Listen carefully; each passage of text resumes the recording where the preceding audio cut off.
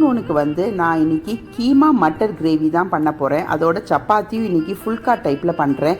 அதுக்கு ஒரு 1/2 kg mins மட்டனை வாங்கி நல்லா வாஷ் பண்ணி க்ளீன் பண்ணி வச்சுட்டேன். அதோட மஞ்சத்தூள், உப்பு, இஞ்சி பூண்டு பேஸ்ட்டையும் ஆட் பண்ணி ஒரு 3 glasses ஆஃப் வாட்டரையும் ஆட் பண்ணி ஒரு 3 whistles நல்லா ப்ரெஷர் குக் பண்ணி எடுத்துருவேன். ஒரு கடாயில் 2 tablespoon of groundnut oil add பண்ணி ஒரு 2 மீடியம் சைஸ் அனியனை வந்து நான் மெலிசாக சாப் பண்ணதை ஆட் பண்ணி அதை டிரான்ஸ்லூசண்ட்டாக நான் ஃப்ரை பண்ணி எடுத்துருவேன்.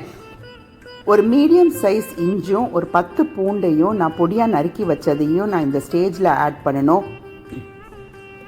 அனியன்ஸ் பார்த்திங்கன்னா ரொம்ப கேரமலைஸ்ட் ஆகக்கூடாது, கொஞ்சம் அந்த கலர் மாறினாலே நம்மளுக்கு போதும். இப்போ இந்த டைம் வேணால் கொஞ்சம் உப்பு தேவைக்கேற்ற மாதிரி நீங்கள் ஆட் பண்ணிக்கோங்க. ஏன்னா அப்போ தான் உங்களுக்கு அனியன்ஸ் வந்து சீக்கிரம் வதங்கி வரும். ஆனால் உப்பு வந்து நீங்கள் கீமாவில் ஆட் பண்ணதால் கொஞ்சம் ரொம்ப நீங்கள் பார்த்து தான் கேர்ஃபுல்லாக ஆட் பண்ணணும்.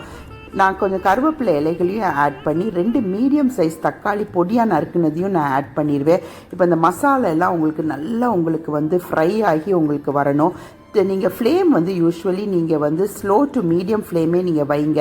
ஏன்னா நீங்கள் வந்து ஃப்ளேமை நீங்கள் ஹையாக வச்சிங்கன்னா உங்களுக்கு வந்து இந்த அனியன்ஸ் அடி பிடிச்சி உங்களுக்கு அந்த டேஸ்ட் ஆஃப் த கிரேவியே உங்களுக்கு மாறி போயிடும். நான் வீட்டில் அரைச்ச ஃப்ரெஷ் ஸ்பைசஸை தான் ஆட் பண்ண போகிறேன். மிளகாத்தூள், கொத்தமல்லி தூள், சீரகத்தூள், சோம்புத்தூள், கரம் மசாலா, மிளகுத்தூள் நான் எல்லாத்தையும் ஆட் பண்ணி அந்த மசாலா வந்து அடிப்பிடிக்காத அளவுக்கு நீங்கள் ஸ்லோ ஃப்ளேமில் தான் வச்சு கொஞ்சம் ஃப்ரை பண்ணி எடுக்கணும். இப்போ பார்த்தீங்கன்னா நம்மளுக்கு வந்து இந்த கறி நல்லா வெந்துருச்சு. இப்போ வந்து அந்த வேக வச்ச தண்ணியை மட்டும்தான் இப்போ நான் ஊற்றுறேன். ஏன்னா அது மசாலா அடிப்பிடிக்காமல் நம்மளுக்கு அது நல்லா கிளறி விடணும்.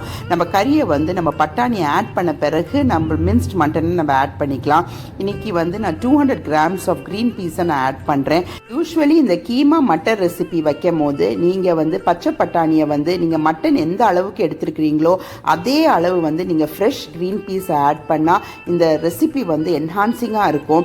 இதுதான் வந்து இந்த பஞ்சாபி ரெசிபியோடைய ஸ்பெஷாலிட்டி. அவங்க வந்து அந்த க்ரீன் பீஸ் வந்து அதில் அவ்வளோ நிறைஞ்சு போடுவாங்க. அதோட டேஸ்ட் வந்து இந்த மின்ஸ்ட் மட்டனோட அவ்வளோ ஒரு அல்டிமேட்டாக இருக்கும்.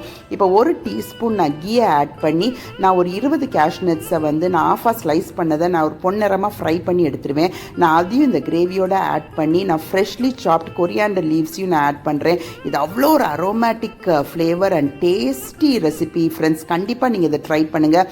இது பாவோட தான் இது பெஸ்ட் காம்பினேஷன். ஆனால் நான் வந்து இந்த மைதா ப்ராடக்டையே நான் வீட்டில் சாப்பிட்றதில்ல, யாருக்குமே கொடுக்குறதும் இல்லை. அதால் இன்றைக்கி நான் ஃபுல்கா தான் இன்றைக்கி நான் பண்ணியிருக்கிறேன். இது சப்பாத்தீஸ், ரொட்டீஸ், ஃபுல்காஸோடையும் இது வந்து அல்டிமேட்டாக இருக்கும். கண்டிப்பாக இந்த ரெசிபி வந்து நீங்கள் ட்ரை பண்ணுங்கள். இதில் வந்து மட்டனில் மட்டும் இல்லை, நீங்கள் சிக்கனில் கூட இந்த மாதிரி ட்ரை பண்ணலாம்.